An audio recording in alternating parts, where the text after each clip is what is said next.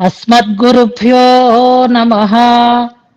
శ్రీరంగసింహగిరిదేశికపాదసేవా ప్రాప్తాఖిల ద్రవిడ వేద రహస్య జాతం శ్రీగౌతమాన్వయజమాశ్రితభాగధేయం గోపాలదేశికమహం శరణం ప్రపద్యే.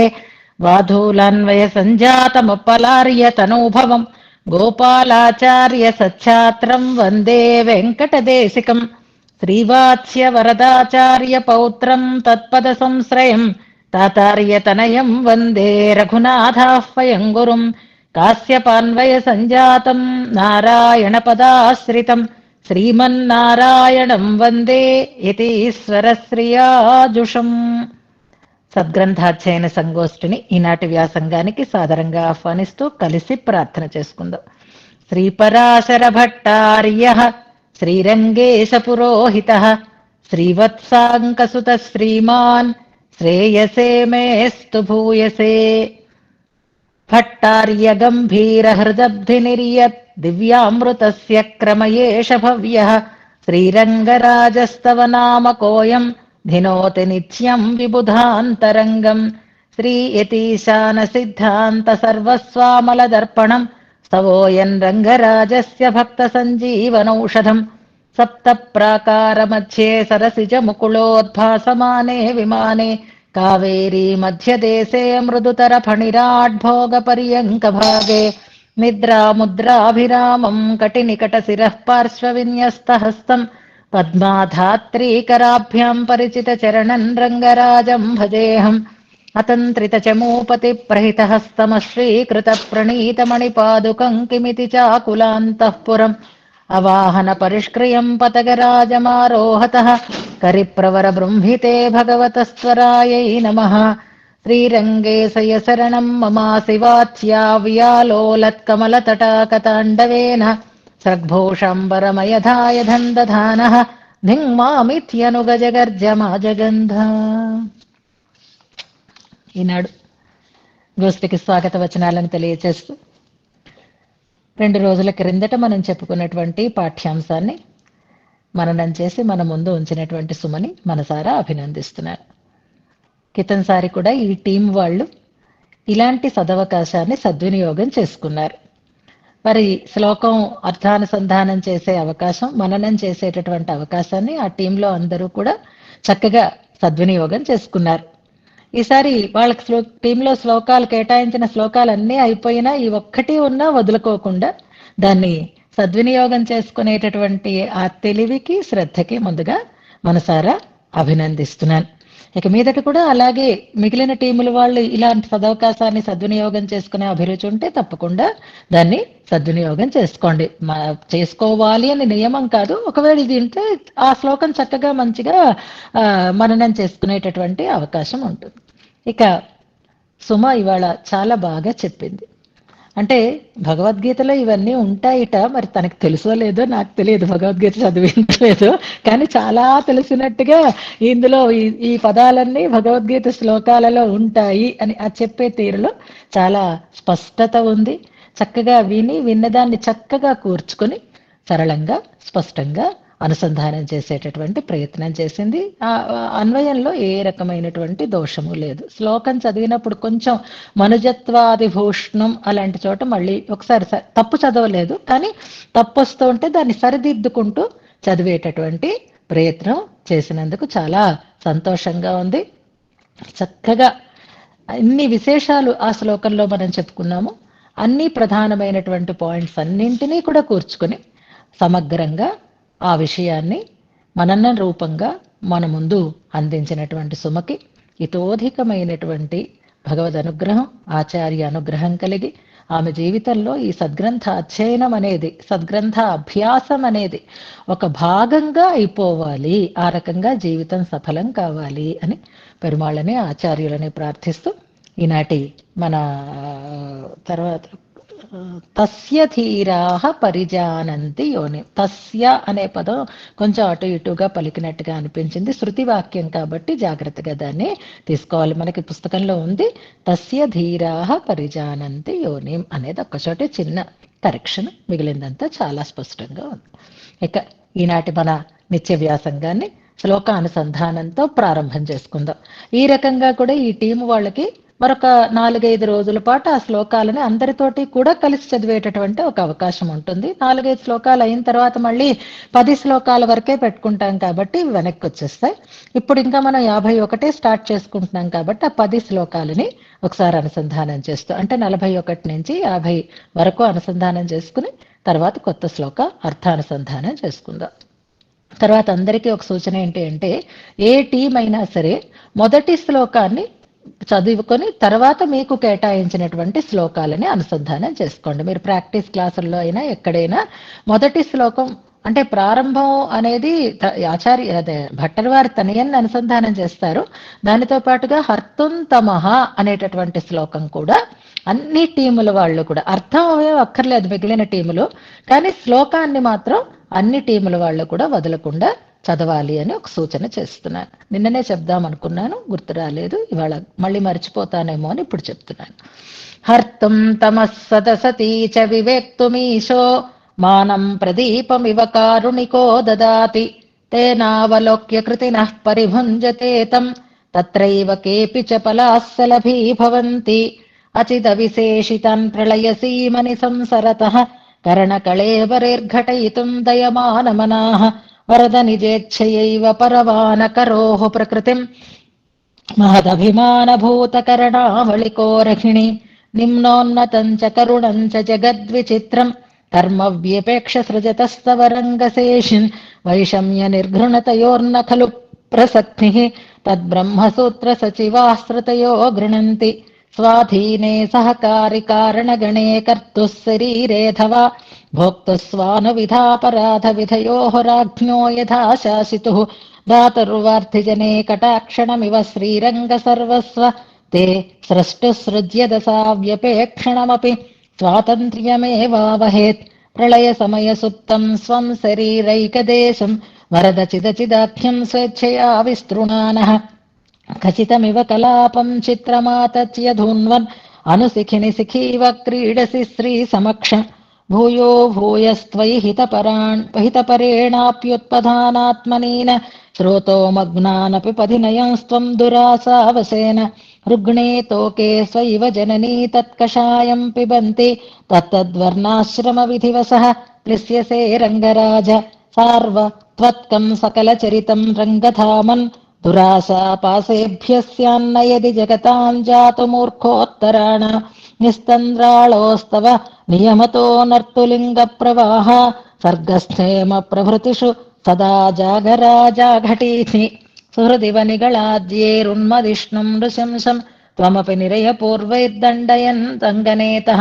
తదితరమపి పాతాత్రాయసే భోగమోక్ష ప్రతిరపి తవ దండాపూపికాతః సుహృత్వం ధృతి నియమన రక్షా వీక్షణైః శాస్త్రదాన ప్రభృతిభిరచికిత్స్యాన్ ప్రాణినః ప్రేక్ష్య భూయః సురమనుజతిరశ్చాన్ సర్వధా తుల్యధర్మ త్వమవతరసి దేవోజోऽపి సన్ అవ్యయాత్మ అనుజనురనురూపరూపచేష్టా నయది సమాగమమిందిరా కరిష్యత్ అసరసమథవా ప్రియం భవిష్ణు ధ్రువమకరిష్యత రంగరాజనర్మ కరీయస్త్వం పరిజానంతి ధీరాః పరం భావం మనుజత్వాదిభూష్ణం అజానంతస్త్వవజానంతి మూఢాః జనిఘ్నంతే భగవన్ జన్మ కర్మ. ఇంతవరకు మనం అర్థంతో అనుసంధానం చేసుకున్నాం. భగవంతుని యొక్క జగత్కారణత్వాన్ని, కళ్యాణ గుణాకరత్వాన్ని మనకి తెలియచేసి వ్యూహ ప్రకారాలని స్పష్టం చేసి ఆ తర్వాత విభవావతార వైభవాన్ని చెప్పడానికి సిద్ధపడుతూ విభవావతారం గురించినటువంటి కొన్ని విలక్షణత్వాలని 5 శ్లోకాలలో మనకి తెలియచేశారు అని అనుకుంటున్నాం. ఆయన అవతారాలు ఒక్కసారి మాత్రమే ధరించేవాడు కాదు, మళ్ళీ మళ్ళీ మళ్ళీ ధరిస్తూ ఉంటాడు. ఆ అవతారాలు దేనికోసం అంటే ధర్మ సంస్థాపనం కోసం, వర్ణాశ్రమ ధర్మ అనుష్ఠానాన్ని చేసేటట్లుగా అవతరించి ఆయన తాను కూడా చేస్తూ ఉంటాడు అని 45వ శ్లోకం దగ్గర నుంచి ప్రారంభం చేశారు.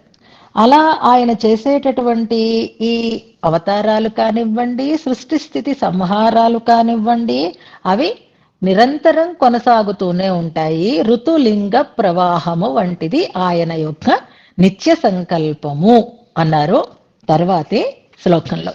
తర్వాత స్వామి దండించటం కూడా రక్షణ ప్రకారమే అన్నారు. రక్షణ చెయ్యాలి అనేటటువంటి ఉద్దేశ్యంతో అపరాధం చేసిన వాళ్ళని కూడా దండన రూపంగా రక్షిస్తూ ఉంటే, ఇక అనుకూల భావంతో ఉన్న వాళ్ళని ఆయన భోగమోక్షాలని అందించి రక్షిస్తాడు అని వేరే చెప్పనక్కర్లేదు అన్నారు తర్వాతి శ్లోకంలో. అక్కడ దండాపూపికా న్యాయము అని అది శ్లోకంలో ప్రయోగించారు. ఆ న్యాయానికే పర్యాయ పదాలు ఏవి అంటే కైముతిక న్యాయము అని, కిం పునర్న్యాయము అని మనం చెప్పుకున్నాం. తర్వాత స్వామి ఈ లోకల్ని అవతరించటానికి వచ్చినప్పుడు ఎప్పుడూ కూడా ఆయన తుల్య ధర్మాన్ని పాటించి అవతరిస్తాడు. కానీ అంత మాత్రం చేత ఆయనకు ఉండేటటువంటి దివ్యత్వము విడిచిపెట్టి కాదు అని, అజోపిసన్ అవ్యయాత్మ అని, ఆయన ఎన్ని అవతారాలు ధరించినా ఎన్ని రూపాలని ధరించినా ఆయనకు ఉండేటటువంటి సహజమైనటువంటి విలక్షణత్వం గొప్పతనం అది పోదు, అలాగే ధరిస్తాడు. అయితే ధరించినప్పుడు కూడా అవతారంలో ఏ అవతారాన్ని ఏ రూపాన్ని ధరిస్తాడో దానికి తుల్య ధర్మాన్ని పాటించి ఆయన అవతరిస్తాడు అన్నారు తర్వాత శ్లోకంలో. అలా అవతరించేటటువంటి స్వామిని అమ్మ అన్ని విధాల అనుసరిస్తుంది. ఆమె కూడా ఆ ఆ అవతారానికి తగినటువంటి రీతిలో ఆయనతో పాటుగా తాను కూడా అవతరిస్తుంది. అలా అమ్మ అవతరించి రాకపోతే ఆయనకి అది అసలు ఆనందదాయకము కాదు, ఆయనకి అది ఇష్టమైనదే కాదు, లోకానికి హితకరమైనది అయి ఉండేది కాదు అని వ్యతిరేక క్రమంలో మనకి తెలియచేశారు అని అనుకున్నాం. అయితే అంతటి గొప్పవాడు ఇంత సులభంగా మనకి అందుబాటులోకి వచ్చి అనేక రకాలైనటువంటి అవతారాలని ధరిస్తే ఆయన జన్మని, ఆ అవతారాలలో ఆయన చేసేటటువంటి కర్మలని అంటే చేష్టలని కూడా వాటి గొప్పతనాన్ని తెలుసుకోలేని వాళ్ళు ఉన్నారు, తెలుసుకోగలిగిన వారు ఉన్నారు. ఎవరు తెలుసుకోగలుగుతారు అంటే ధీరులు తెలుసుకోగలుగుతారు. అందరికీ అవతార రహస్యం అర్థమయ్యేది కాదు అనే విషయాన్ని చెప్పడం 50వ శ్లోకంలో ఉండేటటువంటి ప్రధానమైనటువంటి అంశం. గరీయస్త్వం అన్నదానికి సవుశ్రేయాన్ భవతి జాయమానః అనేటటువంటి శృతివాక్యాన్ని ఆధారంగా తీసుకున్నారు. ధీరాః అనే ప్రయోగంలో తస్య ధీరాః పరిజానంతి యోని అనేటటువంటి శృతివాక్యాన్ని స్ఫురింపచేశారు. ఆ గొప్పతనం ధీరులకే అవగతమవుతుంది. అది తెలుసుకోలేక మూఢులు స్వామి యొక్క అవతారాలని, అందులో ఉండేటటువంటి చేష్టలని అవమానిస్తూ ఉంటారు, తెలుసుకోలేకుండా ఉంటారు అని వెనుకటి శ్లోకంలో మనకి స్పష్టం చేశారు. అంచేత అవతార జ్ఞానం మనకి కలుగుతోంది అంటే, అవతార రహస్యం మనకి తెలుస్తోంది అంటే అది భగవంతుని యొక్క అనుగ్రహం. లేకపోతే దాన్ని నోటికొచ్చినట్టుగా మనం నిందించి బాధించి మనమే నష్టపోతూ ఉంటాము అనేదాన్ని మనకి వెనక దాంట్లో తెలియచేశారు. అందుకే పెద్దలైనటువంటి వాళ్ళందరూ ఆ వైభవాన్ని తెలిసిన వారు కాబట్టే వారు అవతారాలని తలుచుకోగానే మోహపడుతూ ఉంటారు. శ్రీమన్నారాయణ్ణి పరదైవంగా తెలుసుకున్నప్పుడు, శృతి ప్రతిపాదనలను విన్నప్పుడు కలిగిన పారవస్యం కానీ మోహం కానీ స్వామి యొక్క అవతార వైభవాన్ని తలుచుకున్నప్పుడు కలుగుతుంది. అంటే స్వామిలో ఉండేటటువంటి పరత్వం కంటే స్వామిలో ఉండేటటువంటి సౌలభ్యమే మహనీయులని మోహింపచేస్తుంది అంటూ మనం అలాంటి సన్నివేశాలతో వర్ణించినటువంటి అతిమానుష స్తవంలో ఉండేటటువంటి శ్లోకాలు చదువుకున్నాం. ఆళ్వార్ల యొక్క పారవస్యాన్ని గురించి కూడా తెలుసుకున్నాం అన్నమాట. ఇప్పుడు ఇక నుంచి అవతార వైభవాన్ని చెప్తున్నారు. మొదటి అవతారాన్ని చెప్తున్నారు, గుర్తుపెట్టుకోండి.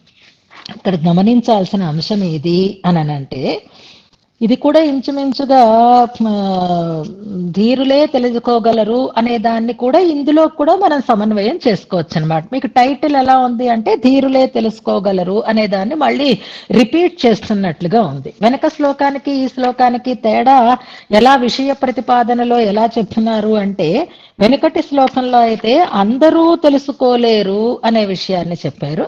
ఇందులో ధీరులే తెలుసుకోగలుగుతారు అనే విషయాన్ని మనకి తెలియచేస్తున్నారు. నిజానికి ధీరులే తెలుసుకోగలుగుతారు అనేది వెనక దానికి టైటిల్ ఉంటే ఇంకా పర్ఫెక్ట్ గా ఉంటుంది. అందరూ తెలుసుకోలేరు అనే దాన్ని ఇందులో మనం అన్వయం చేసుకోవచ్చు. సరే, ఎలా అయినా మనం సమన్వయం చేసుకోవచ్చును అనుకోండి. కానీ ఇందులో ప్రధానంగా ప్రతిపాదింపబడుతున్నటువంటి అంశం ఏది అంటే, ఆయన అవతారం ఇది, ఆయన పరాత్పరుడు. ఈ రెండింటిలో ఉండేటటువంటి విశిష్టతని తెలుసుకోవటం అందరికీ సాధ్యం కాదు అంటున్నారు ఇందులో. ఇక ఈ శ్లోకాన్ని మనం ప్రారంభం చేసుకునే ముందు ఒక విషయాన్ని జాగ్రత్తగా గమనించుకోవాలి. అవతారాలు అనేసరికల్లా దశ అనేటటువంటి సంఖ్యకి పరిమితంగా మనకి జ్ఞాపకం వస్తుంది. భగవద్ అవతారాలు అనేసరికల్లా దశావతారాలు బాగా లోకంలో ప్రసిద్ధిని పొందాయి. అవతారాలలో మొదటి అవతారం ఏది అని ఎవరైనా అడిగితే మత్స్య, కూర్మ, వరాహ అని ప్రారంభం చేసేస్తాం మనం. కానీ అవతారాలు 10 మాత్రమే కాదు. ఇది ఎన్నోసార్లు పెద్దల ద్వారా మనం తెలుసుకున్నాం. అవతారాలు అనేకము. ఎందుకంటే బహూని మే వ్యతీతాని జన్మాని ఆయన కూడా చెప్పుకున్నాడు. ఎన్నో జన్మలు నేను ఎత్తాను నీలాగే అన్నాడు. కాబట్టి అవతారాలు అనంతములు, అనేకములైనటువంటి అవతారాలని ఆయన ధరించాడు. అలా ధరించినటువంటి అవతారాలలో మొదటి అవతారం ఏది అని చెప్పినప్పుడు మత్స్య అనేది గుర్తు రాకూడదు మనకి. ఎక్కడ దశావతారాలలో మొదటిది మత్స్య అవతారం. కానీ అవతారాలలో మొట్టమొదటిది ఏది అంటే విష్ణు అవతారము అనేది బాగా జ్ఞాపకం పెట్టుకోవాలి. ఒక అద్భుతమైనటువంటి సాంప్రదాయమైనటువంటి విషయం, లేదు శాస్త్రీయమైనటువంటి విషయం ఇది. ఆయన సృష్టి స్థితి సంహారాలు చేస్తాడు అనే విషయంలో మనకేమీ సందేహం లేదు. అదైతే బాగా అవగతమైంది, సోదాహరణంగా మనం చెప్పుకున్నాం. ఇప్పుడు ఆ సృష్టి స్థితి సంహారాలు చేయడం కోసం 3 రూపాలని ఆయన అధిష్ఠిస్తాడు అనేది మనకి తెలుస్తుంది. సృష్టికర్త, స్థితికర్త, లయకర్త. వాళ్ళ చేత చేయిస్తున్నా తాను అంతర్యామిగా ఉంటాడు అని అందులో స్పష్టంగా మనకి తెలియచెప్పారు. అయితే ఇందులో ఈ ముగ్గురిలో ఇద్దరు భగవంతుని ప్రేరణతో చేస్తారు, ఒకటి తానే చేస్తాడు అనే దాన్ని ఇందులో జ్ఞాపకం పెట్టుకోవాలన్నమాట. దీన్ని అర్థం కావటం కోసం ముందుగా ఒక చిన్న ఎగ్జాంపుల్ చెప్తాను. అంటే నన్ను గొప్పగా చెప్తున్నానని కాదు, కానీ ఇందులో తేడా మనకి అంటే ఆ తాత్పర్యం మనకి భాషించాలి అంటే, ఇప్పుడు శ్రీరంగరాజ సంసేవన సంగోష్ఠి అని ఒకటి ఏర్పాటు చేసుకున్నాం. రంగనాథని ఉత్తర శతకం అభ్యాసం కోసం చేసుకున్నాం. అందులో కొన్ని విభాగాలు చేసుకున్నాము. ఒక 10 విభాగాలుగా దాన్ని చేసుకున్నాము. ఆ 10 టీములకి కూడా ఒక్కొక్కరిని టీం లీడర్గా పెట్టుకున్నాం. లాస్ట్ టైం మీ పేరు పెట్టారు ఫస్ట్ టీంలో, ఇప్పుడు ఎందుకు పెట్టలేదు, పెట్టాలా అని ఒక సందేహం వచ్చింది. నా పేరు లేదు అనేసి. ఇప్పుడు నేను టీం 1లోనో టీం 2లోనో ఏదో ఒక టీంలో నా పేరు కూడా పెట్టుకున్నాను అనుకోండి. ఇప్పుడు ఆ టీంలో ఉండేటటువంటి సభ్యులు నేను సమానమైనటువంటి స్థితిలోకి వస్తాం అనమాట. అంటే ఎవరైతే అభ్యాసం చేయిస్తున్నారో, ఎవరైతే అభ్యాసం చేస్తున్నారో వాళ్ళు ఒకే కేటగిరీలోకి వచ్చారనమాట. ఇప్పుడు ఆ టీంలో నేను కూడా ఒక సభ్యురాలిగా ఉన్నానే అని అనుకోండి. ఇప్పుడు నేను టీం సభ్యురాలినా లేక టీచర్నా? టీచర్ కాదండి, మీరు టీంలో ఉన్నారు కాబట్టి మీరు టీం సభ్యురాలే అని అన్నారనుకోండి, రేపొద్దున మీకు ఏమైనా సందేహాలు వస్తే తీర్చేది ఎవరవుతున్నారు? ఎక్కడైనా తడబాటు వస్తే తరిచేసేది ఎవరవుతున్నారు? అంటే టీంలో ఉండొచ్చుగాక, పేరు టీం మధ్యలో ఉండొచ్చుగాక, కానీ దాన్ని తీర్చిదిద్దగలిగేటటువంటి అవకాశాలు, అసలు టీములుగా ఉండమని చెప్పింది ఎవరు, ఆజ్ఞాపించింది ఎవరు, టీం లీడర్ గా ఉండమని చెప్పింది ఎవరు, ఈ నిర్ణయాలన్నీ చేసింది ఎవరు? ఇన్ని చేసిన తర్వాత తాను కూడా ఒక మెంబర్ గా టీంలోకి వచ్చినటువంటి వ్యక్తి మనలాంటి వారే అని అనుకుంటామా, లేక మన కోసం ఇలా కూడా వచ్చారు అని అనుకుంటామా అనేది ఎగ్జాంపుల్ కోసం చెప్తున్నాను. నేను భగవంతుడిని అని చెప్పటం లేదు, ఎవరు వ్యతిరేకంగా తీసుకోకండి. అలాగే పరమాత్మ కూడా తాను అన్నీ చెయ్యగలడు, కానీ కొన్ని చెయ్యటం కోసం కొంతమందిని నియమిస్తాడు. ఇందరి చేత అభ్యాసం చేయించాలి అంటే నాకొక్కదానికి టైం కుదరదు కనుక టీం విభాగమైనా మీకు టైం లేనా ఇవన్నీ చేస్తున్నా. అలాగే సృష్టి స్థితి సంహారాలు కూడా. అయితే సృష్టికి సంహారానికి మరొకరికి ఆ బాధ్యతని అప్పచెప్పి తానే స్వయంగా రక్షణ చేయడం కోసం దిగి వచ్చినటువంటి అవతారమే విష్ణు అవతారము అని చెప్తారు. అందుకని త్రిమూర్తులు సమానము అనే మాటని మనం కాదు అని అనుకోవటానికి ఈ ఒక్క ఎగ్జాంపుల్ మనకి సరిపోతుందన్నమాట. ఏదైనా చెయ్యగలిగిన వాడు, అందరినీ తన కంట్రోల్లో పెట్టుకోగలిగిన వాడు, వాళ్లతో పాటు తాను కూడా ఆ పనిలో అన్వయిస్తూ ఉండేటటువంటి వాడు అంటూ. అందుకని భగవద్ అవతారాలలో మొట్టమొదటి అవతారం ఏది అంటే విష్ణు అవతారము అనేదాన్ని. ఆ విష్ణు అవతారం అనేది ఒక్కసారి చేసి ఊరుకోడు. ఎప్పుడూ ప్రళయకాలంలో మళ్ళీ అంతమైన తర్వాత సృష్టి జరిగినప్పుడల్లా స్థితి కావాలి కాబట్టి విష్ణువుగా అవతరిస్తాడు. అయితే కన్ఫ్యూజన్ ఎక్కడొస్తుంది అంటే ఇద్దరి మధ్యలో తాను ఉండటం వల్ల వాళ్ళలాంటి వాడే అనేటటువంటి ఒక అవసరం ఒక ఆలోచన వస్తుంది. కాబట్టి కాదు అని భగవద్ అవతారాలలో మొదటి అవతారంగా ఈ శ్లోకంలో చెప్తున్నారు భట్టర్ వారు. శ్లోకం చదువుకుందాం. మధ్యే విరించి గిరిశం ప్రథమావతారః తత్సామ్యతః స్థగయితుం తవ చేత్ స్వరూపం కింతే పరత్వపి శునైరిహ రంగధామన్ సత్వ ప్రవర్తన కృపా పరిపాలనాద్యైః. మరొకసారి. మధ్యే విరించి గిరిశం ప్రథమావతారః తత్సామ్యతః స్థగయితుం తవ చేత్ స్వరూపం కింతే పరత్వపి శునైరిహ రంగధామన్ సత్వ ప్రవర్తన కృపా పరిపాలనాద్యైః. ఈ శ్లోకంలో రంగధామన్ అనేది స్పష్టంగానే ఉంది. ఇంకా నేను అడగను, మీరు ఎలాగే ఈ ఎక్సర్సైజ్ చేస్తూనే ఉంటారు కాబట్టి ఎన్నిసార్లు వచ్చింది, ఏ శ్లోకాల్లో వచ్చింది చూసేసుకోండి. దానికోసం మనం టైం వేస్ట్ చేసుకోవద్దు. కానీ ఇక్కడ క్లిష్టత ఎక్కడ ఉంది అంటే క్రియాపదాన్ని పూర్తి క్రియ అనేది ఇందులో లేదు. ఒక స్టేట్మెంట్ లాగా ఉందన్నమాట. చేస్తాడు, చెప్తాడు, ఉంటాడు, ఇలా అయితే క్రియాపదం మనకు స్పష్టంగా ఉంటుంది. కానీ ఇక్కడ ఒక స్టేట్మెంట్ లాగా చెప్తున్నారు కాబట్టి పరిపూర్ణమైనటువంటి క్రియాపదం ఇది అని ఎక్కడ అనుకోవడానికి తగినటువంటి అవకాశం లేదు. కానీ అవాంతర క్రియాపదం ఒకటి స్పష్టంగానే ఉంది. స్థగయితుం అనేటటువంటిది ఒక క్రియాపదం ఉంది. చూడండి, ప్రథమావతార అని ఉంది చూసారా, మొదటి అవతారము అన్నారు. మొదటి అవతారము అంటే అది క్రియాపదం అవ్వదు కదా. మొదటి అవతారాన్ని చెప్తున్నారు కాబట్టి ప్రథమ అవతార అన్నారు. అంచేత అది క్రియాపదంగా అవతరిస్తున్నావు అంటే క్రియాపదం అవుతుంది. కానీ అవతారము అన్నాం అనుకోండి, అది క్రియాపదం కాదు కదా. అందుకని ఇక్కడ అది క్రియాపదంగా తీసుకోండి. మరి అవాంతర క్రియ దేనికి అవతరిస్తున్నాడు అంటే దానికి ఒక హేతువుని చెప్తున్నారు. స్థగయితుం అని అంటే కప్పిపుచ్చుట కొరకు అని అర్థం. కనపడకుండా చేయుట కొరకు అనే ఒక అవాంతర క్రియ మనకి స్పష్టంగా కనిపిస్తోంది ఇందులో. అలాగే సత్వ ప్రవర్తన, కృపా పరిపాలన ఇలాంటి పదాలన్నీ కూడా క్రియాపదాలు కావు. కానీ ఆయన ఎందుకోసం అవతరిస్తున్నాడో దాని పరమార్థాన్ని చెప్పేటటువంటి పదాలు. అంచేత ఇందులో ప్రధానమైనటువంటి పరిపూర్ణమైనటువంటి క్రియాపదము లేదు అనేది మీరు గుర్తించాల్సినటువంటి మొదటి అంశం. అవాంతర క్రియ స్థగయుతం అనేది అవాంతర క్రియ అని మనం తెలుసుకుంటూ ఇప్పుడు ప్రతిపదార్థం తీసుకుందాం. రంగధామన్ అని పిలుస్తున్నారు.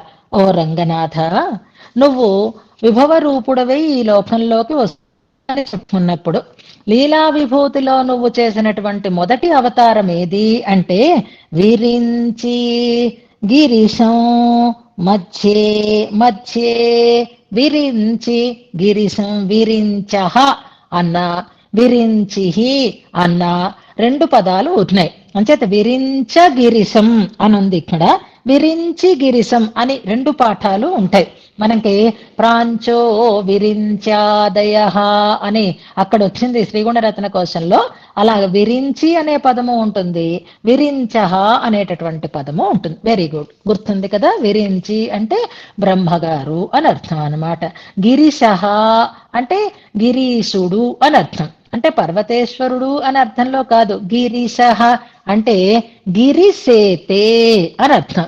అంటే గిరి తనకి వాసస్థానముగా కలిగినటువంటి వాడు అని అర్థం, లేదా గిరిపై శయనించేవాడు అని అర్థం అన్నమాట. గిరీశుడు అంటే రుద్రుడు, ఈశ్వరుడు, శివుడు అనేటటువంటి పదంతో చెప్తున్నారు.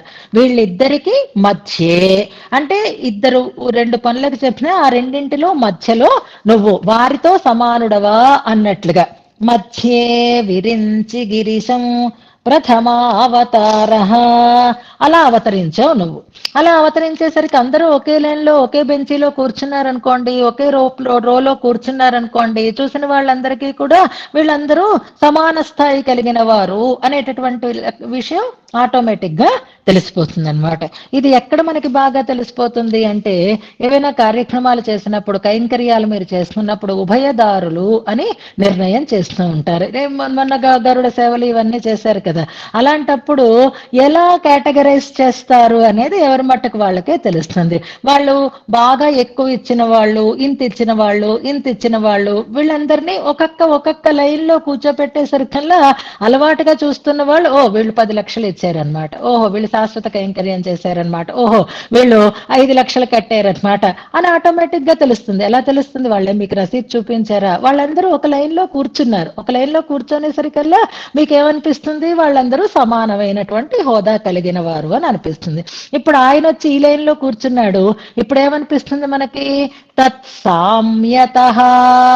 ఇప్పుడు విరించి గిరిసుల మధ్యలో ఉన్నాడు కాబట్టి ఆ సామ్యంతో అంటే వారితో సామ్యం ఏర్పడడం చేత, వారిలాంటి వాడే అనేటటువంటి ఒక విషయం తెలియడం చేత, వారిద్దరికీ మధ్యలో ఉండడం చేత తవ స్వరూపం, నీ అసలైనటువంటి పరత్వం అనేటటువంటి స్వరూపాన్ని తత్ సామ్యత, వారి సామ్యతతో స్థగయితుం, కనపడకుండా చెయ్యడం అనేదాన్ని. స్థగయితుం చేత్, అలా ఆయన ఎందుకు వచ్చి కూర్చున్నాడు అంటే, కొంతమందికి బయటికి చెప్పుకోవడం ఇష్టం ఉండదు. నేను ఇంతవాణ్ణి అంతవాణ్ణి అని చెప్పుకోవడం ఇష్టం ఉండదు. వాళ్ళు కూడా ఏం చేస్తారు? వచ్చి మామూలు వాళ్ళలాగే కూర్చుండిపోతారనమాట.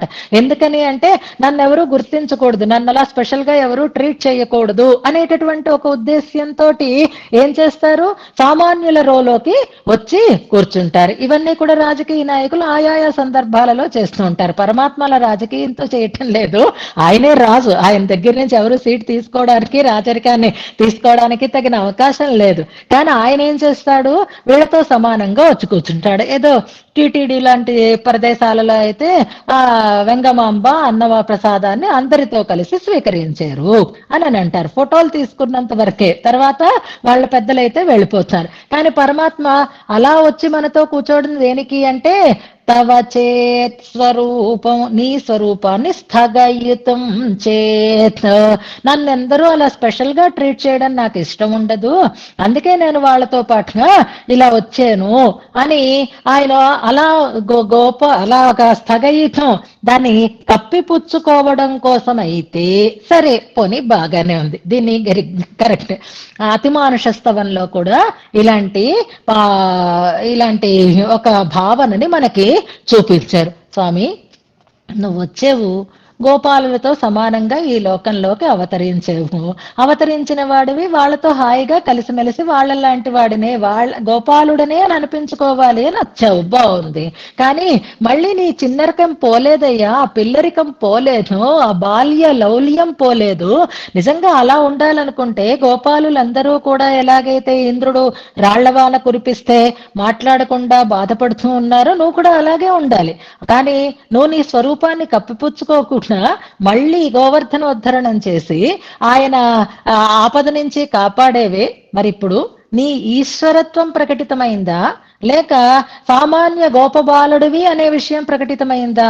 నీ స్వరూపాన్ని నువ్వు కప్పిపుచ్చుకుందాము అని అనుకుంటున్నావు అనుకో, అనుకున్నంత మాత్రం చేత నువ్వు అలాగే ఉండాలి. కానీ అలా కప్పిపుచ్చుకోవడానికే అయితే ఎందుకయ్యా నువ్వు శాస్త్ర ప్రవర్తనం చేసావు, ఎందుకయ్యా నువ్వు కృపా పరిపాలనం చేస్తున్నావు అంటున్నారు ఇందులో అన్నమాట.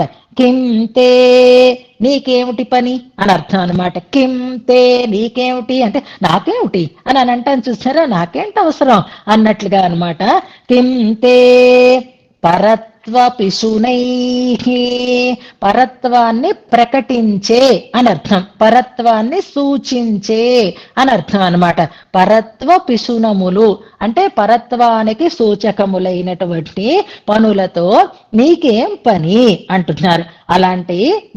అలా నువ్వు కనుక నీ గొప్పతనాన్ని కప్పిపుచ్చుకోవడం కోసమే విష్ణువుగా వారిద్దరి మధ్యలో అవతరించి వారు నేను సమానమే అని అనుకోవలసి ఉంటే పరత్వ పిశునై నీ పరత్వాన్ని సూచించేటటువంటి పనులని రెండింటిని చెప్తున్నారు. ఇవి జాగ్రత్తగా ఈ పదాలని గుర్తుపెట్టుకోండి.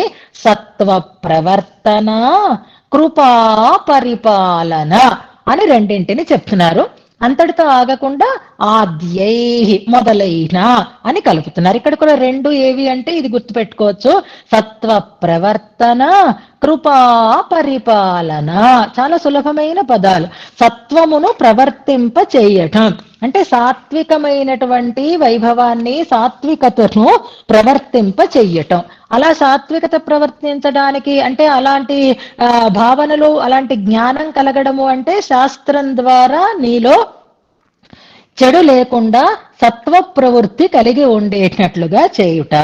అలా చేశాడా అంటే ఆయనే కదా వేదోపదేశం చేశాడు, ఆయనే కదా గొప్పదైనటువంటి యోగాలని మనకు ఉపదేశం చేశాడు అనే దాన్ని మనం తర్వాత చదువుకున్నాం. సత్వ ప్రవర్తనము అంటే శాస్త్రాన్ని ఉపదేశించటము, జ్ఞానాన్ని ఇవ్వడము, యోగాన్ని మనకి కలిగించటము అనేటటువంటి ఒక లక్షణాలు. ఇప్పుడు ఆయన శ్రీకృష్ణుడిగా ఈ లోకంలోకి అవతరించాడు, లేదా విష్ణువుగా ఆయన ఈ లోకంలోకి అవతరించాడు. బ్రహ్మగారిని సృష్టించాక బ్రహ్మకి సృష్టికర్తృత్వాన్ని ఇచ్చాడు. అలా బ్రహ్మగారికి సృష్టించి ఆయన ఏం చేశాడు, వేదాలని కూడా ఇచ్చాడు అని చెప్తున్నాం. అంటే బ్రహ్మకి వేదాలని ఇవ్వడం దేనికి, ఆ బ్రహ్మ ద్వారా వేదాలని లోకంలో ప్రవర్తింప చెయ్యడం కోసం. ఇది వేదోపదేశం అని చెప్పబడుతుంది. ఇక యోగోపదేశం, యోగం అంటే మనం ఇంతవరకు అవతార రహస్యం గురించే చెప్పుకుంటున్నాం కాబట్టి ఇమం వివస్వతే యోగం అనేటటువంటి ఒక శ్లోకాన్ని గుర్తుపెట్టుకుంటే ప్రోక్తవానహమర్జున అంటారు. అంటే ఈ యోగోపదేశం ఎవరు చేశారు అంటే నువ్వే చేసావు. ఎందుకోసం చేసావు? సత్వ ప్రవర్తనం కోసం చేసావు. అంతటితో ఊరుకుంటావా? నువ్వే స్పష్టంగా చెప్పేసుకుంటావు. దదామి బుద్ధి యోగం తం అంటున్నారు. బుద్ధి యోగాన్ని నేనే ఇస్తాను, వాళ్ళకి జ్ఞానాన్ని నేనే ప్రదానం చేస్తాను అని చెప్పుకున్నావా? ఎందుకు నోరు మూసుకొని ఊరుకోవచ్చు కదా. వాళ్ళే ఇప్పుడు మరొకరు అలాంటి బుద్ధి యోగాన్నో శాస్త్ర ప్రవర్తననో చేయటం లేదు కదా. నీ గొప్పతనాన్ని నువ్వు కప్పిపుచ్చుకోవాలి అంటే నువ్వు మాట్లాడకుండా ఉండాలి, ఈ పనులు చెయ్యకుండా ఉండాలి. కానీ ఏం చేస్తున్నావు నువ్వు? సత్వ ప్రవర్తన అదొకటి చేస్తున్నావు. ఇక కృపా పరిపాలన, కృపా పరిపాలనం రెండు పదాలు ఉన్నాయి ఇందులో. ఇవాళ వివరాన్ని చెప్పుకుంటాం మనం. మామూలుగా పదాలు మనకి తెలుసు కాబట్టి ముందు ప్రతిపద అర్థంలో చెప్పేసుకుంటే కృప తెలుసు, దయ అని అర్థం అన్నమాట. పరిపాలనము అంటే నిర్వహించటము అని అర్థం. కృపా పరిపాలనం అంటే కృప ఉంటేనే పరిపాలన సామర్థ్యం ఉంటుందన్నమాట. అంటే కృపతో ఉంటే కృపా కార్యమే పరిపాలనము అని చెప్పబడుతుంది. ఇప్పుడు మీ అందరినీ టీమ్స్ గా విభాగం చేసి ఒక గోష్ఠిగా తయారు చేసి ఇంకా మీ పాటలు మీరు పడండి అని అనేసారు అనుకోండి, అప్పుడు ఏమవుతుంది?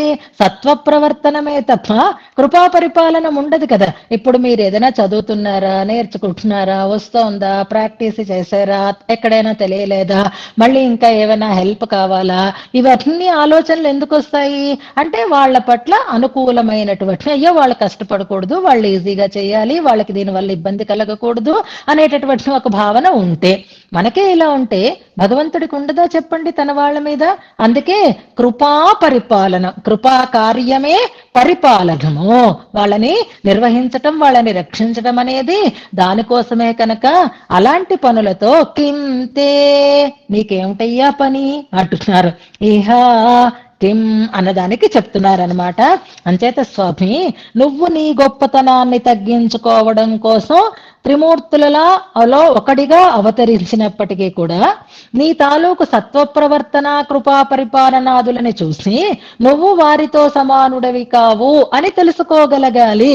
అలా తెలుసుకోకుండా నీ గొప్పతనాన్ని గుర్తించకుండా ఉంటారు అంటే మరి నువ్వెందుకు ఈ పనులు చేస్తుంటావన్నమాట అన వాళ్ళకి అర్థం కావాలి. అది ఎవరు అర్థం చేసుకోగలుగుతారు అంటే కేవలం ధీరులకి మాత్రమే అది అవగతం అవుతుంది అని అంటున్నారు. అంచేత భగవంతుడు వారితో ఒకరుగా వచ్చినప్పటికీ కూడా ఆయన చేసే పని మరొకరు చెయ్యలేరు.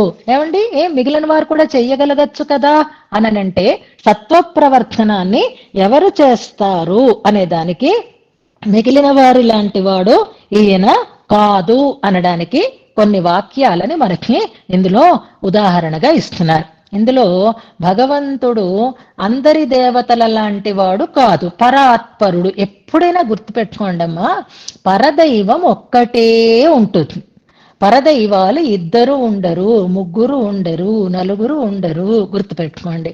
ఈ మొత్తానికంతటికీ కారణమైనటువంటి శక్తి ఎప్పుడూ ఒక్కటే ఉంటుంది. ఆ ఒక్క శక్తిని మనం మనకి నచ్చినటువంటి రూపాలలో ఆరాధన చేసుకోవనేటటువంటి ఒక సౌకర్యం కలిగించింది మన సిద్ధాంతము. మన హిందూ ధర్మంలో ఇంతమంది దేవుళ్ళేమిటి, ఇంతమంది దేవుళ్ళేమిటి అనేవాళ్ళు అవజానంతి మూఢాహ అనే మాటని మనం తెలుసుకుందాం. ఎందుకంటే భిన్న రుచి కలిగినటువంటి ఈ లోకానికి ఆధ్యాత్మికమైనటువంటి శ్రద్ధ నిలకడగా ఉండాలి అంటే వారికి ఇష్టమైనది కావాలి. అది అందుకని ఇది ఇష్టమైన రూపంలో ఆ శక్తిని నువ్వు కొలుచుకో అని మతం మతం మతం అని అందుకే ఏర్పడిందనమాట. అలా భగవంతుడుగా భావించి నీకు నచ్చినటువంటి రూపంలో నువ్వు కొలుచుకుంటున్నావు. కానీ శృతి ప్రమాణం ఏం చెప్పింది అంటే ఒకటే తత్వము, ఒకటే తత్వము అని చెప్పింది. ఆ తత్వాన్ని గురించి చెప్పేటప్పుడు ఏకోహవై నారాయణ ఆసీత్ అనే మనకి నారాయణ శబ్దంతో దానిని తెలియచేసింది అంటారు. ఆరాధన చేసుకోవచ్చు, ఏ రూపాన్నైనా ఆరాధన చేసుకోవచ్చు. కానీ ఆ తత్వానికి ఉండేటటువంటి అంగములే ఇవన్నీ అనేటటువంటి భావనతోటి ఉండాలి తప్ప ఇది అంతా ఇది వేరు ఇది వేరు ఇది వేరు అనేటటువంటి భావన ఉండకూడదు అని ప్రతిసారి మనకి పెద్దలు తెలియచేస్తూనే ఉంటారు. అలాంటప్పుడు ఆ భగవత్ తత్వానికి మరొక దానితో సామ్యత అనేది ఉండదు. ఉండకపోవడానికి కారణం ఏమిటి అంటే ఆ పనిని ఆయనే చేయగలడు అనేటటువంటి కొన్ని గొప్పతనాలు ఆ భగవత్ తత్వానికి ఉంటాయి. ఇక్కడ రెండింటిని చూపిస్తున్నారు అలాంటి గొప్పతనాలు. ఒకటి సత్వ ప్రవర్తన అనేటటువంటి మాటని చెప్తున్నారు. అది ఎవరు సత్వ ప్రవర్తకుడు అవుతాడు అంటే మహాన్ ప్రభుర్వై పురుష సత్వస్యైష ప్రవర్తక అనేటటువంటి ఒక ప్రమాణాన్ని మనకి ఇందులో తెలియచేస్తున్నారు. సత్వ ప్రవర్తన, శాస్త్ర ప్రవర్తన చెయ్యగలిగేటటువంటి వాడు ఆయన ఒక్కడే అనేదాన్ని చెప్తున్నారు. కాబట్టి సత్వ ప్రవర్తన అన్న దాంట్లో ఆయన ఈ శాస్త్రోపదేశం కానీ, జ్ఞాన ప్రదానం కానీ, యోగోపదేశం కానీ పరాత్పరుడైనటువంటి పరతత్వమైనటువంటి వాడే చెయ్యగలుగుతాడు. అందుకే ఆయన తాను వీరిలో ఒకడుగా ఉన్నా ఆ ఒక బ్రహ్మగారికి సృష్టికర్తృత్వం కానీ, రుద్రునికి సంహార కర్తృత్వం కానీ కలిగించినటువంటి వాడు ఆయనే అని సాక్షాత్తుగా వాళ్లే చెప్పుకుంటున్నారు. ఇంకొక విషయం గుర్తుపెట్టుకోండి, ఇక్కడ మనం అర్థం చేసుకోవాల్సినటువంటి అంశం ఏమిటి అంటే బ్రహ్మరుద్రాదులు పరదైవములు కాదు అనడానికి ఒక శ్లోకం మనం చెప్పుకున్నాం.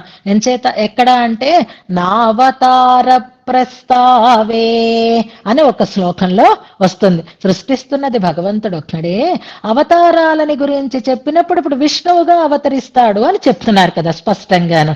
అంటే విష్ణువు వేరు, నారాయణుడు వేరు. అంటే రూపంలో విష్ణు రూపంగా ఆయన ఒక పని కోసం వస్తాడు.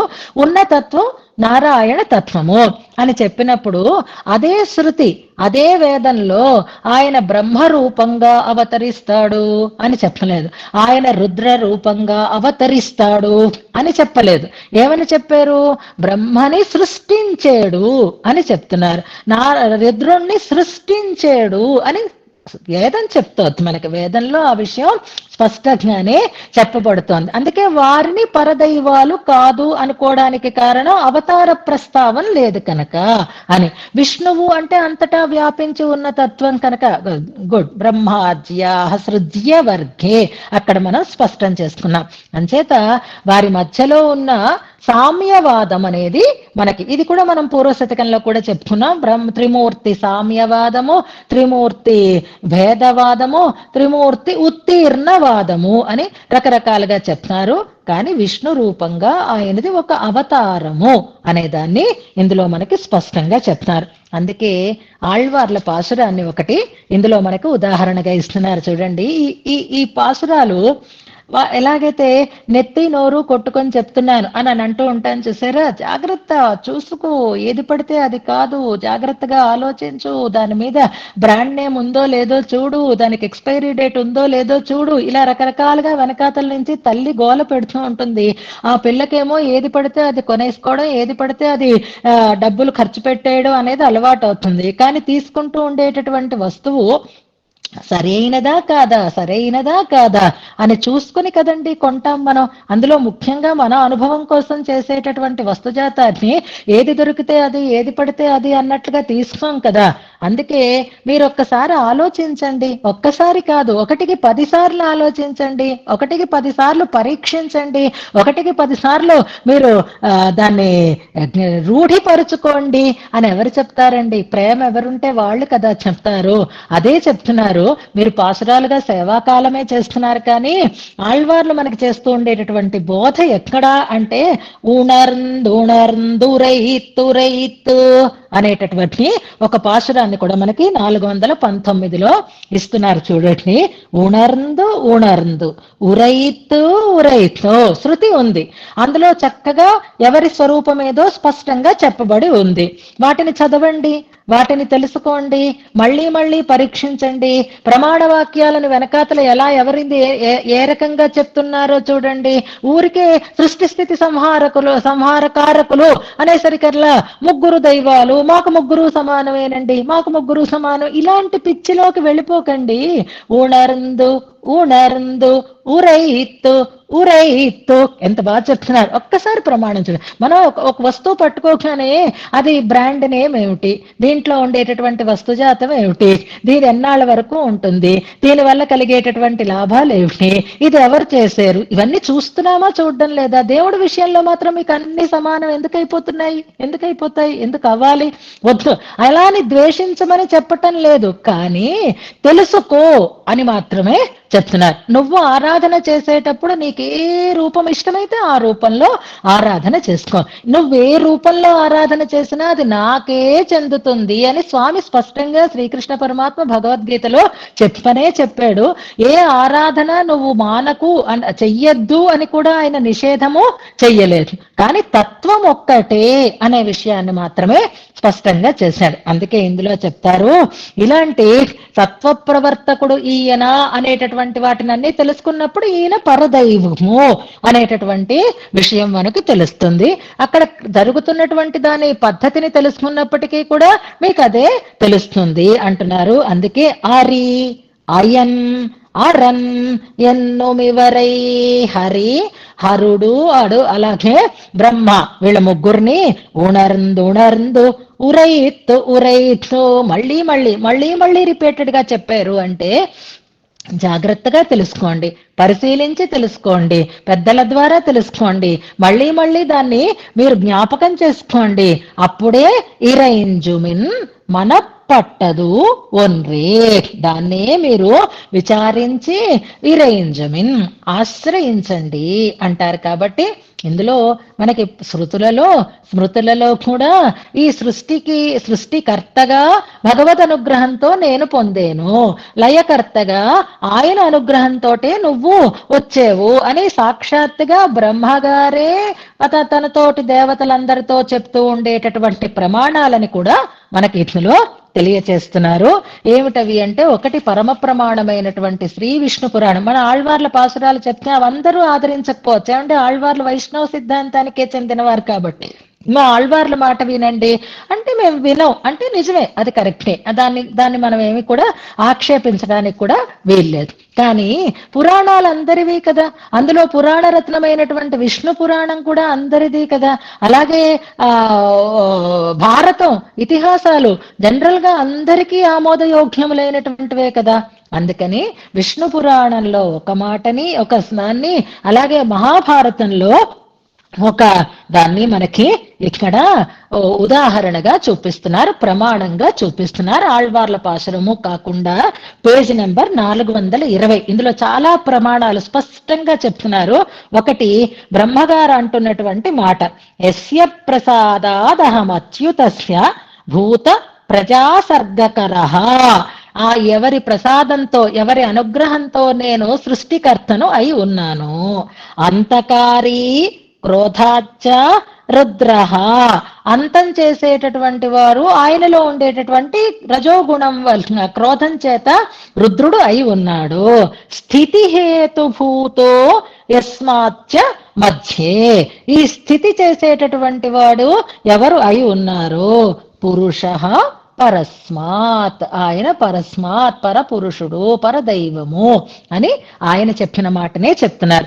ఆయన ఈ ముగ్గురులో ఒకడిగా జన్మిస్తాడు అనడానికి రక్షార్థం సర్వభూతానాం విష్ణుత్వం ఉపజగ్మివాన్. ఇది భారతంలో చెప్పినటువంటి మాట. ఇంకా విష్ణు పురాణం అనేసరికి అలాంటివే ఉన్నాయండి. స్కాంద పురాణంలో ఆయనని గొప్పగా చెప్తారు, శివ పురాణాలలో ఆయనని గొప్పగా చెప్తారు అనేటటువంటి ఒక వాదానికి కూడా మనం విష్ణు పురాణం అనేది మక్కన పెడితే, భారతంలో కూడా విష్ణువుగా ఆయన అవతరించేడు అనేదాన్ని ప్రమాణంగా మనకి దీంట్లో ఇస్తున్నారు.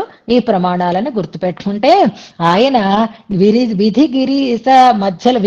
గిరీశ మధ్యలో చేసినటువంటి ప్రథమావతారమైన ఆయన పరాత్పరుడే అనేటటువంటి విషయాన్ని ఇందులో మనకి తెలియచేస్తున్నారు. దానికి కారణం ఏమిటి అంటే సత్వ ప్రవర్తనం అనేది ఒకటి చూపించారు. ఇక రెండవది కృపా పరిపాలనో అనే మాటని చెప్తున్నారు. ఇందులో మనకి శ్రీ విష్ణు సహస్రనామ స్తోత్రంలో నామాలు కూడా ఉన్నాయి, అవి ముందు చెప్పుకుందాం. ఇప్పుడు సత్వ ప్రవర్తకుడు ఆయన, సృష్టి సంహారకర్తలని చేసినటువంటి వాడు ఆయన, ఈ రకమైనటువంటి పద్ధతిని కల్పించినటువంటి వాడు ఆయన, అన్నిటికంటే మూలమైనటువంటి వాడు ఆయన అనేటటువంటి నామాలలో మనకి ఇవాళ విష్ణు సహస్రనామంలో చాలా నామాలు వస్తున్నాయి. జాగ్రత్తగా జ్ఞాపకం పెట్టుకోండి. ఇప్పుడు విన్న వాళ్ళైతే హాయిగా నోట్ చేసేసుకుంటారు, మరి మరచిపోకుండా మననం కూడా చేసేస్తున్నారు. అందులో భ్రాజిష్ణుర్భోజనం భోక్త సహిష్ణు అంతవరకు వదిలేది. ఆ తర్వాత నుంచి తీసుకుందాం మనం. అవి అక్కడ మీరు విష్ణు సహస్రనామం పుస్తకం తీసి చూస్తే విభవ అవతార వైభవమును చెప్తున్నారు అంటూ అక్కడ పెద్ద హెడ్డింగ్ కూడా ఉంటుంది, చూసుకోండి. అంటే విభవావతారం అంటే రామ, కృష్ణ, మత్స్య, కూర్మ ఇలా ఉంటేనే విభవావతారాలు అని అనుకుంటాం.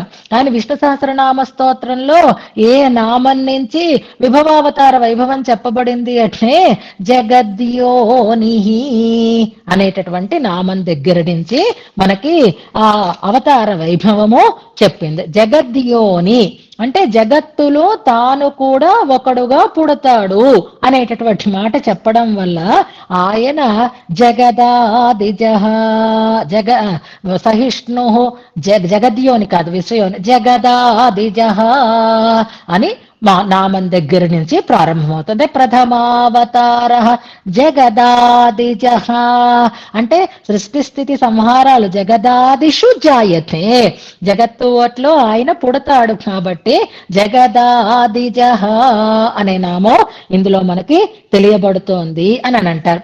వీటినన్నింటినీ ఆయనే చేస్తాడు. అలా చేసేటటువంటి వాడు మొదటివాడు ఆయన. అలా చేసినప్పుడు ఈ జగత్తులో తాను కూడా ఒకడుగా అవతరిస్తే మరి ఈ జగత్తుకు ఉండేటటువంటి దోషాలన్నీ ఆయనకి కూడా అంటుతాయి కదా అంటే తర్వాత నామం చూడండి ఒక్కసారి, అనఘ అనేటటువంటి నామం. ఇప్పుడు ఈ దృష్టితో మనం ఆ నామాలు చదివామనుకోండి, ఒక నామానికి ఉండేటటువంటి లింక్ మనకి చాలా స్పష్టంగా తెలుస్తుంది. జగదాదిజ. అలా అయిన తర్వాత ఆయన హేయ ప్రతిభటుడు, కళ్యాణ గుణాకరుడు అంటారు కదా. జగత్తులో పుట్టిన వాళ్ళందరూ సృజ్య కోటిలోకి చేరిపోతారు కదా. అలా ఈయనకు కూడా అలాంటి దోషం ఉంటుందా అంటే అఘము అంటని వాడు ఆయన. అనఘ అనే మాటని అంటే హేయత్వం అనేది ఆయనకి ఉండనే ఉండదు. అపహత పాప్మ అనేటటువంటి మాటని ఆయన ఉన్న చోట పాపం ఉండే ప్రసక్తే లేదు కాబట్టి అనఘ ఇలా అవతరించిన ఆయనలో అఘం అనేది ఉండదు, దోషం అనేది ఉండదు. ఇంతవరకు బాగుంది. తర్వాత మాట చూడండి, విజయ అనే నామం. విజయ అనే నామానికి సృష్టి స్థితి సంసారాలకి ఏమిటి సంబంధం అనేది మనకు అర్థం కాదు ఈ నామాలను మనం పరిశీలన చేస్తే తప్ప. విజయ, ఆ విజయనామానికి కూడా భట్టర్ వారు ఏమని అర్థం చెప్పారు అంటే, నువ్వైతే ఒక వస్తువుని తయారు చేసేసావు కానీ అది నీ కంట్రోల్లో లేదు. ఇప్పుడు కొత్త కొత్త యాప్స్, కొత్త కొత్త టెక్నాలజీని కనిపెట్టేటప్పుడు వాళ్ళు చాలా పరిశ్రమ చేస్తారు, ఒక కొత్త దాన్ని వాళ్ళు క్రియేట్ చేస్తారు. కానీ అది క్రియేట్ చేయడంతో ఆగిపోదు, దాని మీద కంట్రోల్ కూడా వాళ్ళకి రావాలి. ఆ కంట్రోల్ తప్పిపోయింది అనుకోండి, అప్పుడు ఏమవుతుంది, వినాశం కలిగేటటువంటి అవకాశం ఉంటుంది. అందుకే దాన్ని పూర్తిగా పరిశోధన చేసే, ఇప్పుడు వీళ్ళు మనకి ఈ స్పేస్ సెంటర్స్ ఉన్నాయి కదా, వీళ్ళందరూ కూడా ఆకాశంలోకి అన్ని రకాల వాటిని పంపిస్తూ ఉంటారు కదా. అలా పంపించటం వరకు ఒక ఎత్తు అయితే, దాన్ని కరెక్ట్ గా కంట్రోల్ చేసి ఆ పర్పస్ సర్వ్ అయ్యేటట్లుగా చేతిలో పెట్టుకోగలగడం అనేది ఉంటే అప్పుడు కదా ఆ ప్రయోగం విజయవంతమైంది అని అంటాం. అలాగే భగవంతుడు ఈ జగత్తాదులని చెయ్యటం అనే దాంట్లో ఎప్పుడూ ఈ జగత్తు మీద విజయాన్ని సాధించేవాడే అవుతాడు.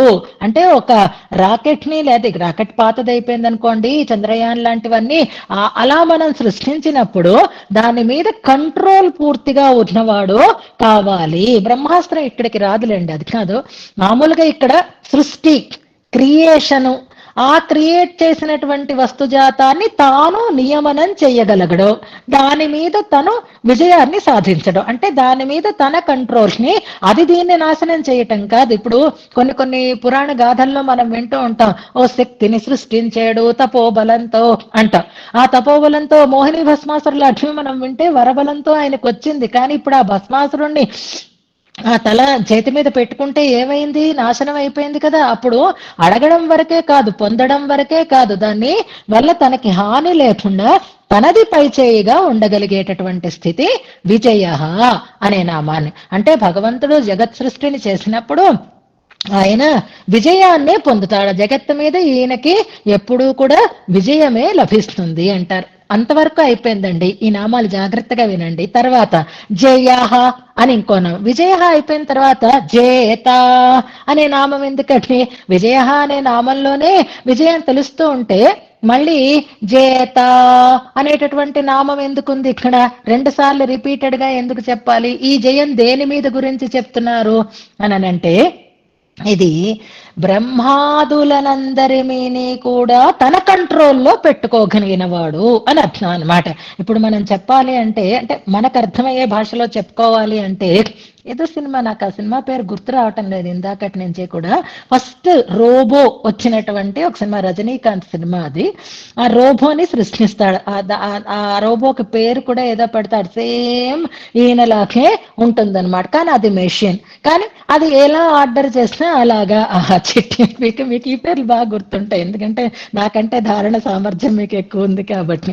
ఇప్పుడు సృష్టించాడు, దాన్ని ఉపయోగించాడు, దాన్ని కంట్రోల్లో పెట్టుకుంటున్నాడు, అన్ని పనులన్నీ చేస్తున్నాడు. కానీ కొంతసేపటికి ఏమైంది, ఆ చిట్టి అట్నుంచి ఇటు తెగబడింది కదా. ఈయనే తయారు చేశాడు, కానీ కంట్రోల్ తప్పిపోయింది అనమాట. ఇప్పుడు ఈ సృష్టించిన వాడి తాలూకు పరిస్థితి ఏమైంది? ఆయన జేత అవుతున్నాడా లేక ఆయన ఓడిపోతున్నాడా? కంట్రోల్ తప్పిపోవడం అనేది అనమాట. అంటే ఒక యంత్రాన్ని మీదే ఇలా ఉన్నప్పుడు బ్రహ్మరుద్రాదులని సృష్టించాడు, దేవతలని సృష్టించాడు ఆయన. ఇప్పుడు వీళ్ళ అహంకారంతో వీళ్ళు అతిశయించారు. అతిశయించినప్పుడు మళ్ళీ వాళ్ళని కంట్రోల్ పెట్టుకోగలిగినటువంటి శక్తి ఉన్నవాడా కానివాడా అంటే మనకి ఎన్నో ఉదాహరణలు. బ్రహ్మగారు అహంకరించిన, రుద్రుడు అహంకరించిన, ఇంద్రుడు అహంకరించిన, ఇలాంటి సమయాలన్నింటిలో మళ్ళీ తానే వాళ్ళని జయించి ఉండేటటువంటి స్థితిని ఒకటి జగత్తు మీద జయం అంటే కంట్రోల్ ఉండడం, మరొకటి ఈ సృష్టి స్థితి కారకులైనటువంటి ఆ దేవతలని కూడా సదా తన మాట వినేటట్లుగా వాళ్ళని ఆయన ఉంచుకోగలగడం అనేది జేత అనే నామం ద్వారా తెలుస్తుంది. అర్థమవుతుందా? జగదాదిజహ అంటే ఆయనే మూల కారణము. అనఘ ఇక్కడ వచ్చినా ఆయనకు అంటదు. విజయ దీని మీద ఆయనదే పై చేయి ఉంటుంది. జేత ఆయా పనులకు నియమించబడినటువంటి వారిని కూడా తన మాట వినేటట్లుగా చేసుకోగలిగినటువంటి వాడు ఆయన. విశ్వయోని అంటే విశ్వానికి మూల కారణము అయినటువంటి వాడు ఆయన అనేటటువంటి ఈ విశ్వయోని పదం 2 సార్లు వచ్చినా ఇక్కడ మూల కారణము ఆయనే. పునర్వసు అనే నామం ఒకటి, ఇదొకటి గుర్తుపెట్టుకోండి. పునః వసు అంటే ఈ మధ్య పాండిత్యం ఎక్కువైపోయింది అందరికీ కూడా. మళ్ళీ సంపద అది కూడా ఒక అర్థం ఉందనుకోండి, లేదని కాదు. ఇక్కడ పునర్వసు అనేటటువంటి పదానికి అర్థం ఏమిటి అంటే పునః వసతి, మళ్ళీ ఇందులో ఆయన ఉంటాడు, మళ్ళీ ఇది తనకి వాసస్థానంగా చేసుకునేవాడు అయి ఉంటాడు.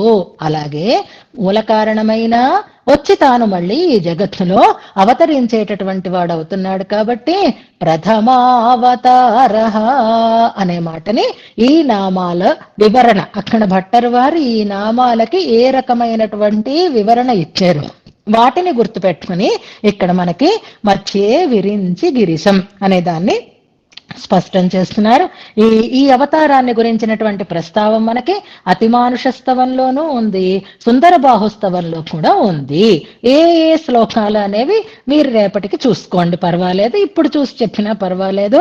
అతిమానుష స్తవంలోనూ ఈ ప్రస్తావన ఉంది, సుందర బాహుస్తవంలోనూ ఈ ప్రస్తావన ఉంది. నువ్వు త్రిమూర్తుల మధ్యలో పుట్టేవంటే వాళ్లతో సమానుడివి అని అనుకుంటున్నవారు ఇంకా ఈ మత్స్యాది కూర్మాల అవతారాలు చేసినవి అంటే అలాగే అనుకుంటారు. నువ్వు చేపలతో సమానం, నువ్వు పందులతో సమానం అనే అనుకుంటారు కదా అని సుందర బాహుస్తవంలో ఒక శ్లోకం ఉంటుంది. అలాగే బ్రహ్మేశ మత్స్యగణన అర్క పంక్తో అని అతిమానుష స్తవంలో కూడా ఒక శ్లోకం ఉంటుంది, జ్ఞాపకం చేసుకుందా. ఇక అసలైన విషయం ఏది అనంటే కృపా పరిపాలనం అనే మాట గుర్తుపెట్టుకోండి. ఇందాక మనం ఏం చెప్పుకున్నాము అంటే కృప యొక్క పని పరిపాలనం అని చెప్పుకున్నాం. ఇప్పుడు సుందరకాండలో ఒక చిన్న శ్లోకపాదం గుర్తుపెట్టుకోండి. ఆ కాకాసుర సంహార వృత్తాంతమంతా మనకి తెలుసు కదా. ఆ కాకాసుర సంహారం కోసం బ్రహ్మాస్త్రాన్ని ప్రయోగించినటువంటి ఆయన వచ్చి తమేవ శరణంగతః అన్న తర్వాత కృపయా పరిపాలయత్ అంటారు వాల్మీకి. కృపా పరిపాలన అన్న చోట కృపయ గుడ్ సుందర బాహుస్తవంలో 87వ శ్లోకం అని పెడుతున్నారు. వెరీ గుడ్, కరెక్టే. కృపయా పరిపాలనం అన్నారు, కృపతో పరిపాలించటం అని అర్థం. కానీ ఇక్కడ మరొక అందమైనటువంటి అర్థాన్ని ఇస్తున్నారు, కృపని పాలించటం అని అర్థం. కృపని పాలించటం ఏమిటండి అనంటే వాళ్ళక్కడ అధికారం చెలాయిస్తున్నారండి. అసలు పరిపాలించటం అంటే అర్థం ఏమిటి చెప్పండి? పరిపాలించటం అంటే రాజుగారు రాజ్యాన్ని పరిపాలిస్తున్నారు అంటే అర్థం ఏమిటి? పూర్తిగా దాన్ని వినియోగించుకుంటున్నాడు అని అర్థం అన్నమాట కదా. ఆయన మామూలుగా కూడా రాజ్ కర్తే హే అంటారు. అంటే వాళ్ళు రాజ్యం చేస్తున్నారు, వారు పరిపాలిస్తున్నారు అనే అర్థంలో పూర్తిగా దాన్ని నిర్వహించుకోవటం అనే దాన్ని పరిపాలనం అంటారు. చాలా అందంగా ఇక్కడ వివరణ ఇచ్చారనమాట. సంరక్షించడం అవన్నీ పక్కన పెట్టండి, పరిపాలించటం అనే మాట రాజుకి ప్రభుత్వానికే వాడతారు. సైనికుడు రక్షిస్తున్నాడు, కానీ సైనికుడు పరిపాలిస్తున్నాడు అని అనరు. కానీ అధికారి అయితే పరిపాలిస్తున్నాడు అని అంటారు, రాజుగారైతే పరిపాలిస్తున్నాడు అని అంటాం. అంటే తనకి వచ్చినటువంటి తన దగ్గర ఉన్న దానిని తాను పూర్తిగా వినియోగార్హం అయ్యేటట్లుగా చేసుకుంటే అది పరిపాలనము అని అనపడుతుంది అని అంటారు. ఇక్కడ చాలా ఒక మంచి ఉద్దేశ్యంతో దీన్ని ప్రయోగించారు అని అంటారు. ఇప్పుడు కృప ఎవరిది? పరమాత్మకి ఉంది కృప, మనకి ఉంది కృప. కానీ పరమాత్మ కృప పూర్తిగా వినియోగింపబడుతుంది, ఏదైనా చేయడానికి తగిన రీతిలో ఉంటుంది. అంటే కంట్రోల్ పవర్ ఉంటే అని అంటారు సరే, ఆ పవరే పరిపాలన అన్నమాట, అధికారమే పరిపాలన రూపంగా పరిణమిస్తుంది. ఇప్పుడు భగవంతుడి కృపకి మిగిలిన వారి కృపకి ఉండేటటువంటి తేడా ఏమిటి అంటే, మన కృప పరిమితంగా ఉంటుంది. ఆ దేశాన్ని బట్టి, ఆ సన్నివేశాన్ని బట్టి, ఆ వ్యక్తిని బట్టి, ఆ విషయాన్ని బట్టి మన కృప సంకోచిస్తూ ఉంటుంది. కానీ భగవంతుడికి అలాంటి పరిచ్ఛేదం లేదు కాబట్టి ఆ కృపని చక్కగా వాడుకుంటున్నాడు ఆయన, చక్కగా వినియోగపరచగలిగేటటువంటి వైభవం కలిగినటువంటి వాడు ఆయన.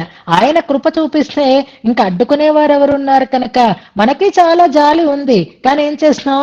ఒక ఆయన రోగంతో చాలా బాధపడుతున్నాడు, విపరీతమైనటువంటి ప్రాణాంతకమైనటువంటి వ్యాధి ఆయనకు వచ్చింది, చుట్లు తిరిగిపోతున్నాడు ఆయన. అలాంటి ఆయనని చూస్తే గుండె ద్రవించేస్తోంది మనకి కూడా, కానీ మనం డాక్టర్లం కామే, ఆ బాధని తగ్గించగలిగే వాళ్ళం కాదే. అంచేత మన కృపని మనం పరిపాలించడం అంటే మన కృపని మనం అలా వినియోగించుకునేటటువంటి స్థితి మనకి ఉండదు, పరిమితంగా ఉంటుంది కాబట్టి. కానీ పరమాత్మ అయితే కృపతో పరిపాలిస్తాడు. అంటే ఇతరుల దుఃఖాన్ని పోగొట్టడంలో ఆయన కృపని ఆయన చక్కగా నిర్వహిస్తాడు, చక్కగా వినియోగించుకుంటాడు అనేటటువంటి అర్థంలో కృపా పరిపాలనాధ్యై అనేటటువంటి మాటని ఇందులో చాలా అందంగా ప్రయోగించారు అని మరొక వివరణ కూడా లాస్ట్ పేజ్లో 422వ పేజీలో ఉంది. తర్వాత దాన్ని అనుసంధానం చేసుకోండి. ఇప్పుడు మనకి ఎలా కావాలంటే అలా వినియోగిస్తాడండి బాబోయ్ అని మనం అన్నట్లుగా వాక్ చమత్కారం ఉందనుకోండి, దానిని వినియోగించడం, దానిని ప్రయోగించడం నిర్వహణం అంటే. అంచేత ఒక్క భగవంతుని కృపకే అలాంటి వినియోగం ఉంటుంది, మిగిలిన వారి కృప పరిమితమై ఉంటుంది కాబట్టి కృపా పరిపాలన అనేది ఉండదన్నమాట. ఆ కృపని ఎలా కావాలంటే అలాగ వినియోగించగలిగేటటువంటి స్థితి మిగిలిన చోట ఉండదు కనుక ఆయనని కృపా పరిపాలకుడు అని అంటున్నారు ఇందులో. దానికి నిదర్శనంగా పేరరుళాళన్, వరదరాజస్తవం చెప్పుకున్నంతసేపు ఆ స్వామి నామాన్ని మనం ఏమని చెప్పుకున్నాము అంటే పేరరుళాళన్, గొప్ప కృప కలిగినటువంటి వాడు అని ఆయన చెప్పుకున్నాను చూసారా. అలా ఆ పేరరుళాళన్ అనేటటువంటి మాటని మనకి కూరెత్తాళ్వానైతే కూరంలో ఉన్నారు కాబట్టి, వరదరాజు సన్నిధికి దగ్గరగా ఉన్నవారు కాబట్టి ఆ కృపని తలుచుకున్నారు అనుకోవచ్చు. భట్టర్ వారైతే శ్రీరంగంలోనే ఆవిర్భవించారు, రంగనాథుడి దగ్గరే పెరిగారు, రంగనాథుని యొక్క ముద్దు బిడ్డగా పెరిగినటువంటి వారు కనుక అదే కృపని రంగనాథుడిలో ఇక్కడ మనకి పర్యవసింప చేస్తున్నారు. అంచేత అలాంటి కృప కలిగినది కేవలం పరతత్వమైనటువంటి పరమాత్మే. కాబట్టి స్వామి, నువ్వు వీళ్ళతో సమానుడిగా అవతరించి వచ్చినా నీకు కింతే ఇలాంటి వాటితో ప్రయోజనం ఏమిటయ్యా? నీ గొప్పతనాన్ని కప్పిపుచ్చుకోవాలి అని అనుకుంటే అంతే, నీ గొప్పతనము నువ్వు కప్పిపుచ్చుకోవాలనుకుంటున్నా కప్పిపువ్వడేది కాదు. ఇవి ప్రకటితములు అవుతూనే ఉంటాయి అంటున్నారు. ప్రథమ అవతారమైనటువంటి విష్ణు అవతారాన్ని ఇందులో ప్రస్తావన చేస్తున్నారు. శ్లోకాన్ని ఉపదేశాత్మకంగా అనుసంధానం చేసుకుందాం. చాలా రిఫరెన్సెస్ ఇందులో ఇచ్చారు. అందులో ప్రధానమైనటువంటి రిఫరెన్సెస్ శ్రీ విష్ణు సహస్రనామ స్తోత్రంలో ఉండేటటువంటి నామాలు. వీటిని బాగా జాగ్రత్తగా జ్ఞాపకం పెట్టుకోవాలి, సమన్వయం చేసుకోవాలి. అంతేకాకుండా ఇందులో మనకి కృపా పరిపాలనం అన్న చోట విశేషమైనటువంటి అర్థాన్ని ఇచ్చారు.